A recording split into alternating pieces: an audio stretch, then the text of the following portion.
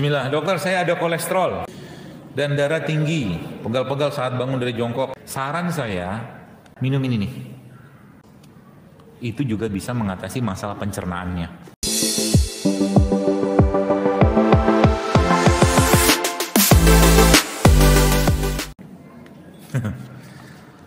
Bismillah, dokter saya ada kolesterol. Saya juga ada. Semua ada kolesterol. Dan darah tinggi, pegal-pegal saat bangun dari jongkok. Obatnya apa? Obatnya apa? Jeruk nipis, kasih madu, itu obat. Kunyit, obat. Rimpang, obat. Ya. Banyak ya. Jadi tadi nggak apa-apa lah. Maksudnya termasuk ketumbar ini juga sama. Ya. Jadi ketika Anda makan alpukat saja, makan alpukat misalkan sama coklat bubuk murni ya, dicampurkan dengan madu sedikit, dia akan memperbaiki kolesterol lama-lama. Ya. Jadi nggak masalah.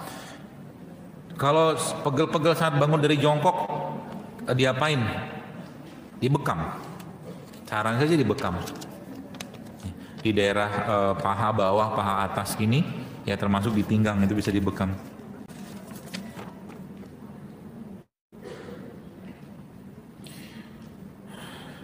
Apa obatnya herbal telinga mendengung?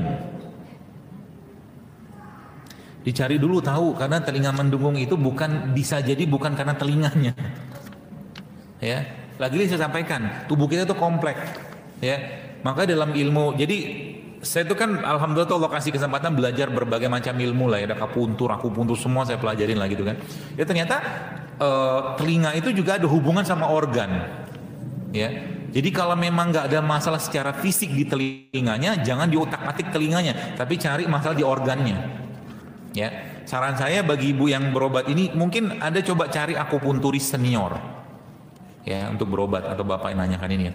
Karena nanti biasanya akan ditusuk jarum di organ yang hubungannya sama telinga, ya, bukan di telinganya ditusuk. Bagaimana tips agar anak suka sayur dan buah? Dan suka konsumsi rimpang-rimpangan. Kulkas Anda penuhi dengan sayur dan buah.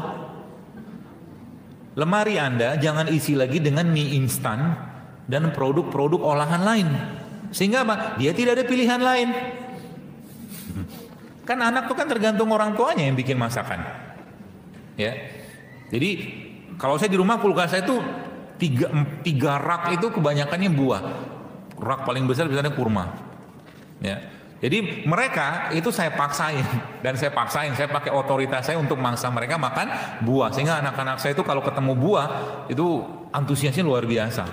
Ya, anak saya yang nomor 3 itu makan kelengkeng itu bisa sekilo dia makan sendirian, mengikuti jejak bapaknya. Bapaknya kalau makan manggis bisa 2 kilo sekali makan. Ya, tapi nggak makan lagi habis itu, makan itu tok bahkan sampai sore baru makan lagi. Dia yang ngandelin buah doang. Rimpang itu yang dibiasakan, jadi dipaksain. Jadi rimpang itu kan kayak jahe kencur, beras kencur gitu-gitu loh. Anda kenalkan itu kepada anak-anak Anda di rumah, dan jangan beri kesempatan mereka untuk banyak beli minuman-minuman kemasan. Itu aja sebenarnya. Dan berikan tanda kutip nerakanya. Misalkan, mama papa boleh nggak beli ini? Nggak boleh, bikin sakit. Begitu aja. Ya, jadi kita yang punya otoritas.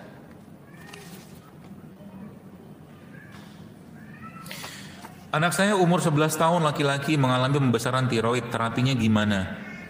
Tes USG membesar tapi tidak membahayakan, tes hormon alhamdulillah normal, mohon masukannya. Kalau tiroid, pengalaman saya, ada satu produknya Allah yang amat sangat baik untuk memperbaiki tiroid. Produk itu namanya apa? Bukan tiroid sih, tapi secara umum hormon. Ini apa? Alpukat. Alpukat ini Anda kasih, ya. Saran saya campurkan dengan ini. Apa ini? Kunyit. Kunyit ini natural testosteron buat laki-laki. Hormon. Jadi ini sama ini diberikan pada beliau, anak-anaknya, ditambahkan dengan VCO. VCO itu merupakan salah satu minyak yang sangat tinggi iodin, bahan baku pembuat tiroidnya. Ya. Kemudian berikan juga dia rumput laut, dan satu lagi kalau bisa cari ada satu kayu, tapi Indonesia nggak ada. Kalau nggak ada ini bisa pakai kayu manis biasa kayak begini. Tapi kalau bisa Anda dapatkan namanya likoris. Likoris itu kayu manis Cina. Itu dijadikan minuman untuk beliau anaknya. Ya.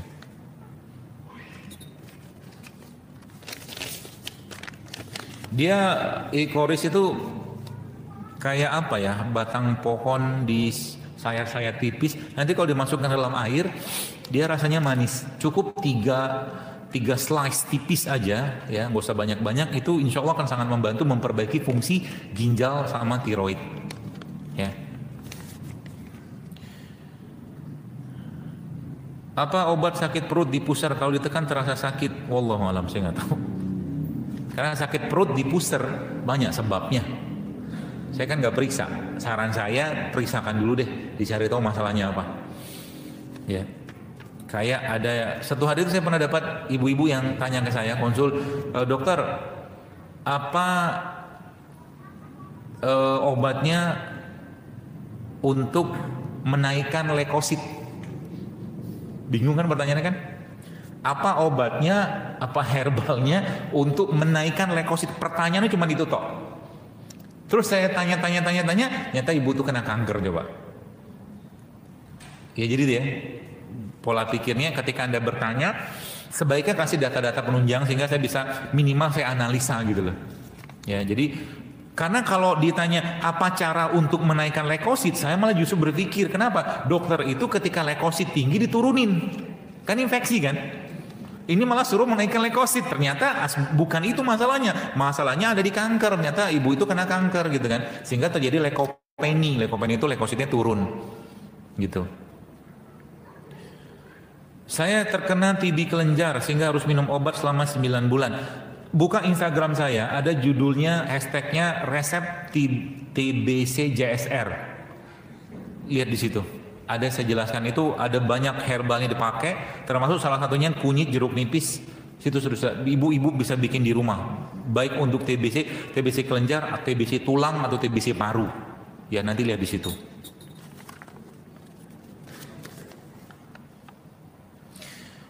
Apa yang bisa dilakukan untuk menderita hepatitis B agar bisa sembuh kembali? Setahu saya, terapi yang efektif untuk penyakit-penyakit infeksi seperti ini adalah bekam. Ya. Tapi untuk hepatitis B, saran saya nanti sampaikan pada yang membekamnya bahwa Anda kena hepatitis, supaya nanti perlakuan alatnya betul-betul sempurna, ya tidak campur aduk. Ya. Karena hepatitis B itu dia menular melalui jarum suntik atau mungkin darah seperti itu. Ya, jadi mungkin bekam merupakan salah satu bentuk terapinya. Ya, dan dalam bekam itu ada jaminan Rasulullah SAW terdapat kesembuhan. Ya, itu. Dan yang kedua apa? Beberapa jenis rimpang yang berhubungan dengan liver atau warnanya kuning bisa Anda makan. Tapi sebaiknya dikombinasi dengan yang lain. Contoh, temulawak sama kunyit. Ya, temulawak sama kunyit itu secara sains itu memang disebutkan memang bisa memperbaiki fungsi liver, dan kunyit bukan cuma bisa memperbaiki tapi dia juga punya peran sebagai antibiotik. Ya, kunyit. Tambahkan lagi nanti dengan kayu manis. Ya, bagi yang bertanya ini. Ya, dan madu, genjot dengan madu. Kalau Anda tidak ada masalah dengan gula darah, saran saya sehari minimal Anda minum 5 sendok makan madu. Bagi yang bertanya ini ya. Bagaimana cara menghilangkan kebiasaan mendengkur? Benerin perut. Benerin perutnya. Karena dengkur itu muncul gara-gara masalah di perut. Yang saya pelajarin ya. Itu yang pertama. Yang kedua, benerin tidurnya. Tidurnya jangan terlentang, tapi tidurnya tidur seperti Nabi. Saya hampir setiap pagi sakit di perut, saat rasanya seperti mah yang kambuh. Apa yang sebaiknya saya lakukan? Malamnya makan apa? Oh, ada emah, ada gastritis, banyak betul penyakitnya. Insya Allah semoga Allah sembuhkan ya. Jadi saya pikir mungkin karena stres. Kalau ngelihat dari beginian ya mungkin ya, karena beliau ada riwayat emah, ada riwayat kista, ada operasi sesar, dulu pernah kena usus buntu, ya komplit. Mungkin karena stres. Tenangkan diri Anda, banyak-banyak zikir sama Allah, ya. Lalu biasakan setiap pagi ketika bangun tidur Anda minum air putih, boleh air putih hangat, atau kalau enggak air putih hangat yang dicampurkan dengan madu.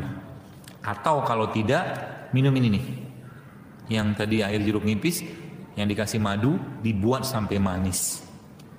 Itu juga bisa mengatasi masalah pencernaannya.